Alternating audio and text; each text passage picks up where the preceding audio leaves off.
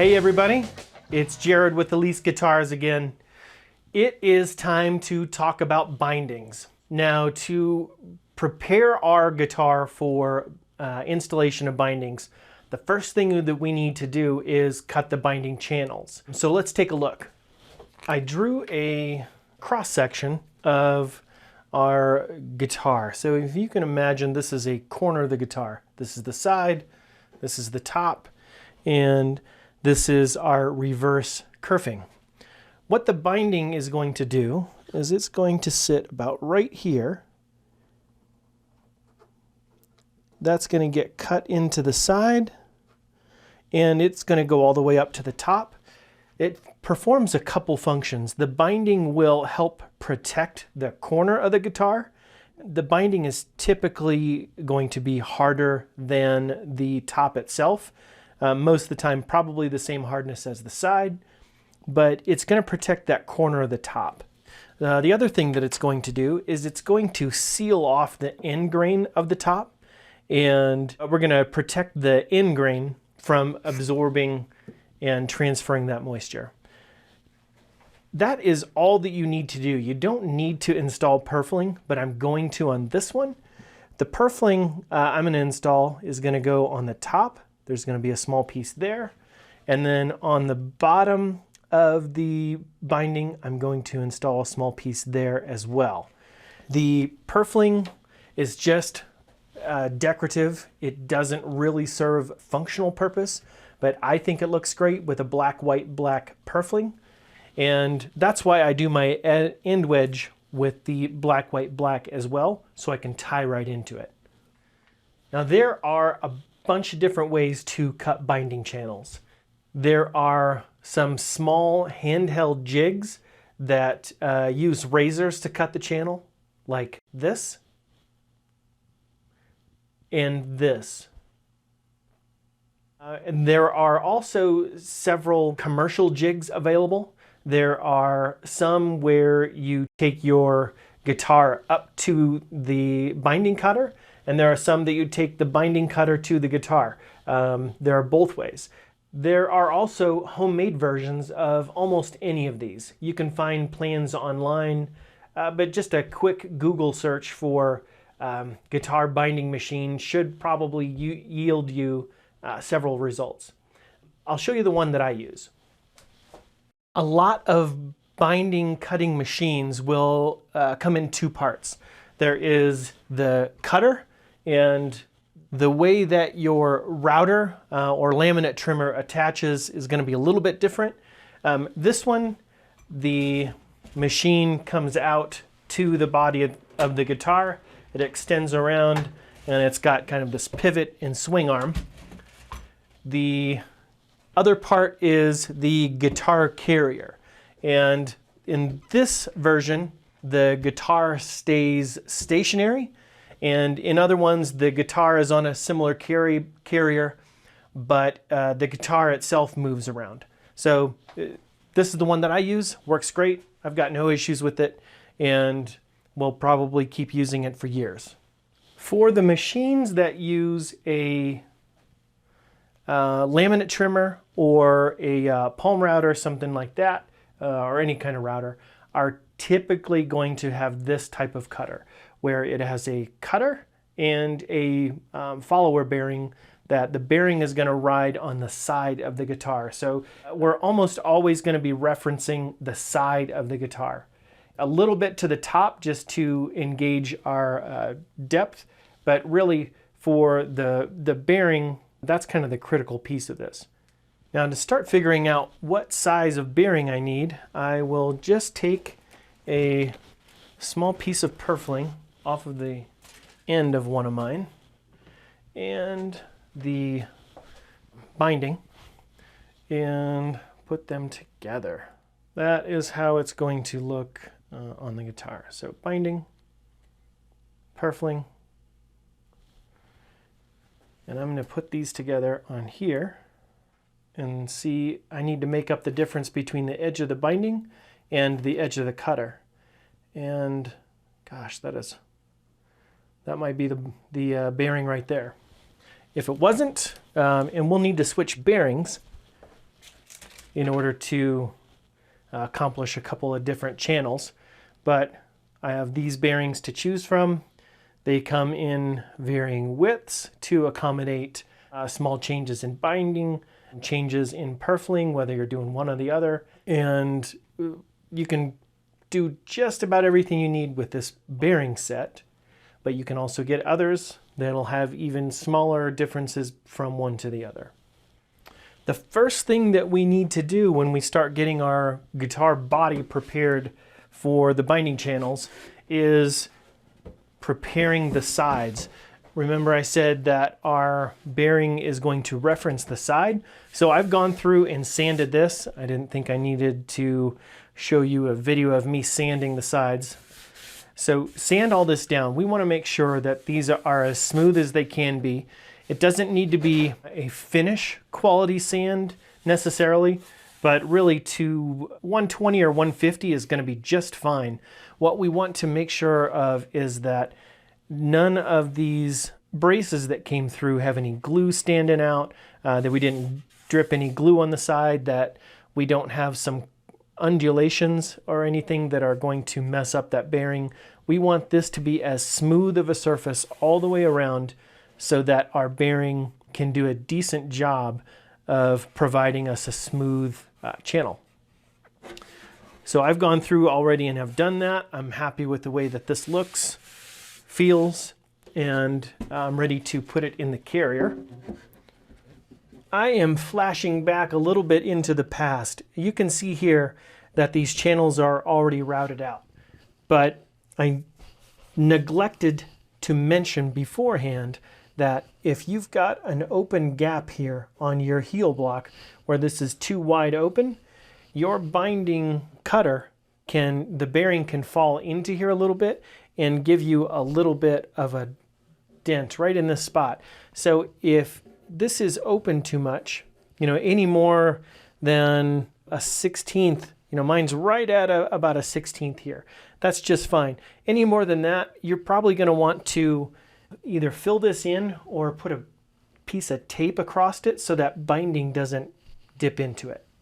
On the top, it doesn't matter because the fretboard is going to cover that. But on the back, you're going to see that. That's going to be pretty visually evident. So take care to do a good job here.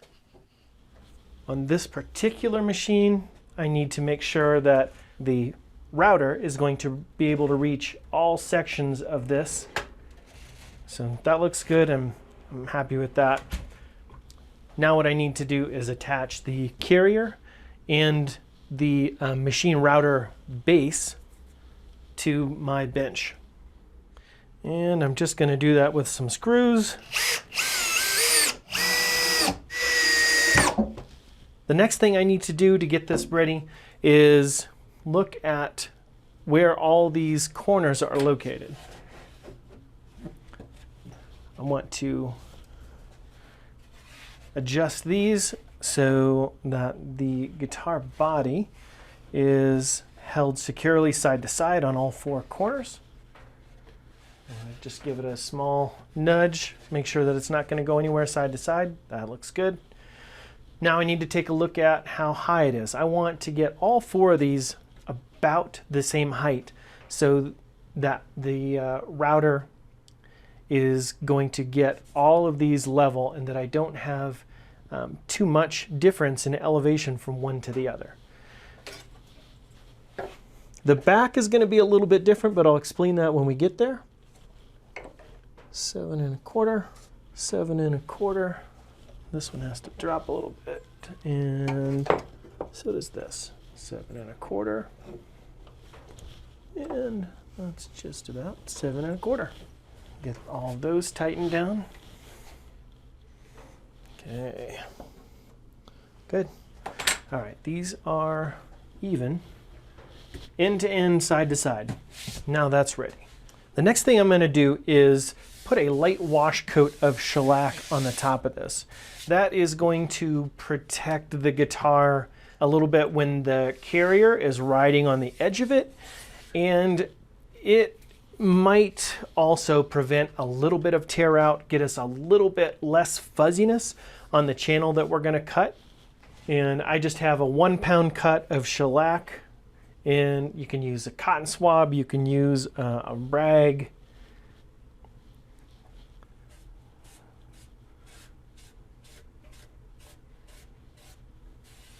If you don't have some shellac that you've mixed up, you can also use the shellac spray off of the shelf from the hardware store. That will work just fine.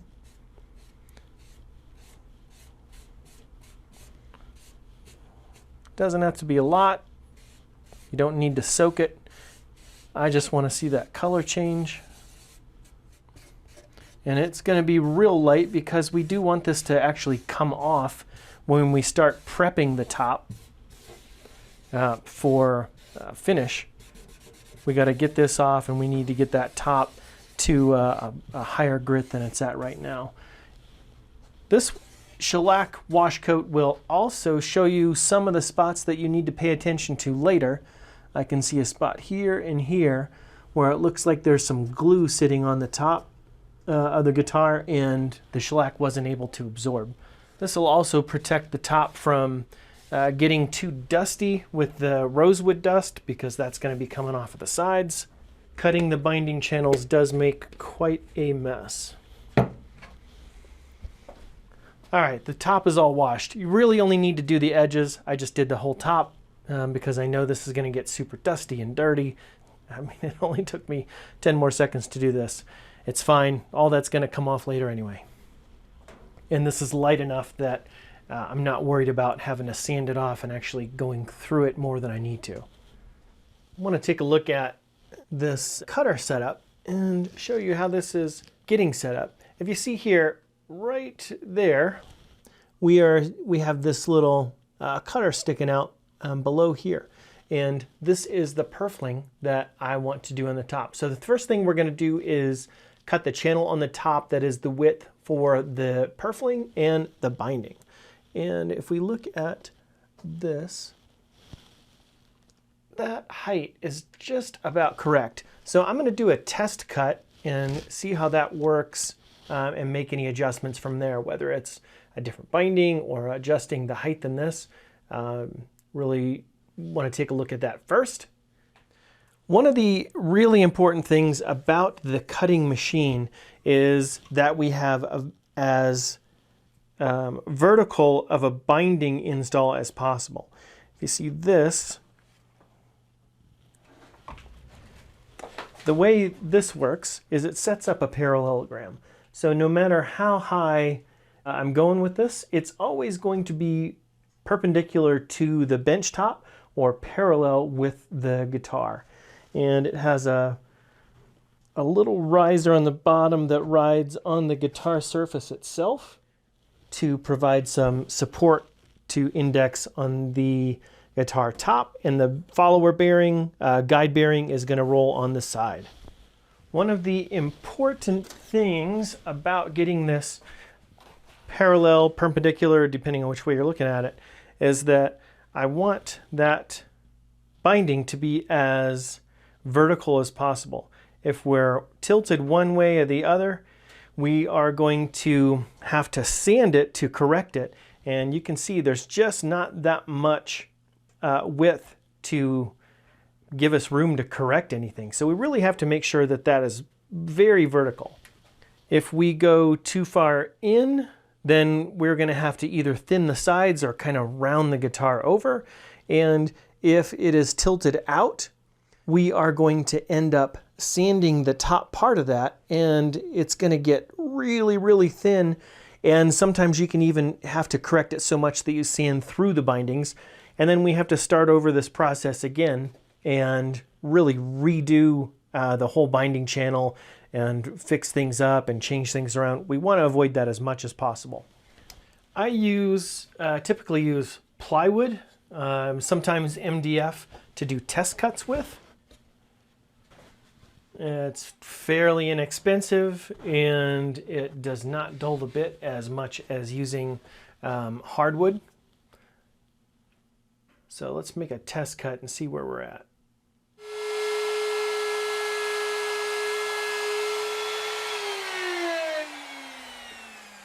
All right, well, already I can see that this is going to be too shallow, but let's take a look.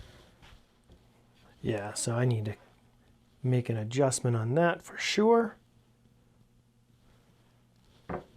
Let's take a look at the width though. Width-wise, we are right on the money. I mean, that is flush as I can be. So I like the width, but the depth I'm going to have to make an adjustment. On this particular one, I've got a micro adjust in the back. So I will dial that. Try it again. I don't need it to be exactly flush, but I would prefer it to be closer to like a 64th.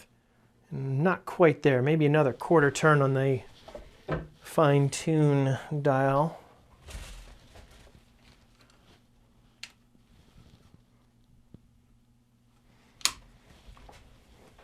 All right, let's give this a shot. I'll start a new spot on this board.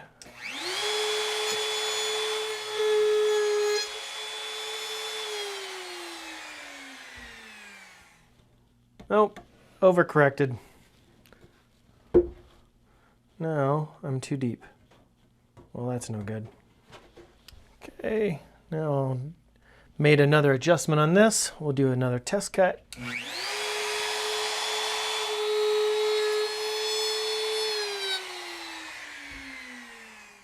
Yeah, I think I'm happy with the way this works. I'm exactly flush, maybe a slight bit higher on the purfling. That's where I'm going to leave it. So I'm going to stop it here, and we'll pick things up in the next video where we'll cut the binding channels. We'll see you then. You never wait.